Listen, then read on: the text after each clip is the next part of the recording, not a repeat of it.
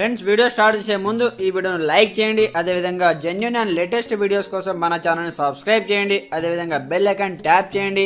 మీకు all notification వస్తుంది. All పైన ట్యాప్ చేయండి.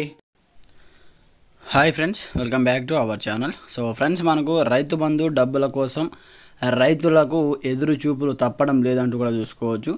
ఇప్పటి వరకు కొందరికి మాత్రమే పెట్టుబడి సాయం అందింది, ఇంకా చాలామందికి డబ్బులు రాలేదు. దీంతో వారంతా ఇప్పుడు రైతు బంధు సాయం కోసం కాయలు కాసేలా ఎదురు చూస్తున్నారంటూ కూడా ఇక్కడైతే అప్డేట్ చూసుకోవచ్చు అనమాట. కంప్లీట్ మనకు రైతు బంధుకు సంబంధించి కంప్లీట్ డీటెయిల్ తెలుసుకుందాం. ప్రతి ఒక్కరు సపోర్ట్ చేయండి.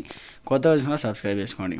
అయితే మనకు కంప్లీట్గా ఇప్పటి వరకు కొందరి ఖాతాలోనే రైతు బంధు జమ, 2 ఎకరాల లోపు రైతులకు అందిన నిధులు, మిగతా వారికి తప్పని తిప్పలు, అప్పులు తెచ్చి ఇప్పటికే సాగు చేస్తున్న రైతులను చూసుకోవచ్చు.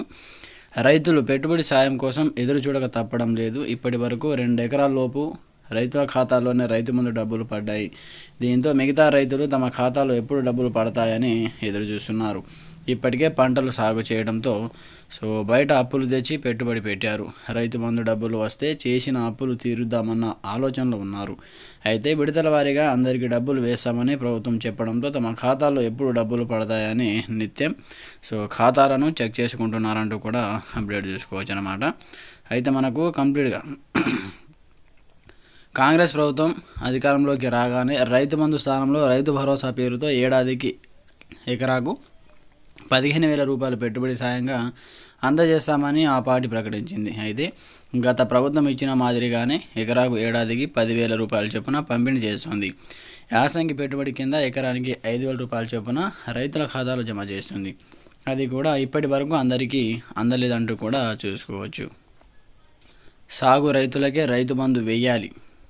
మక్బూల్ రైతు చిలుకూరు మొయినాబాద్ మండలం సంబంధించి నాకు 4.5 ఎకరాల భూమి ఉంది, రైతు బంధు జమ కాలేదు. 2-3 ఎకరాల భూమి ఉండి వారు వ్యవసాయం చేయకుండా వ్యాపారాలు చేసుకుంటున్నారు. ఉన్న భూమి బీడు వదిలిపెట్టారు.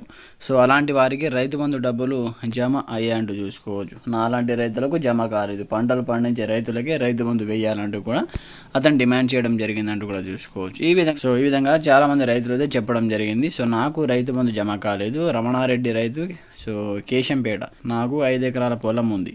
యాసంగికి సంబంధించిన రైతు బంధు ఇప్పటి వరకు ఇంకా జమ కాలేదు. 2 ఎకరాల రైతులకు వచ్చాయి.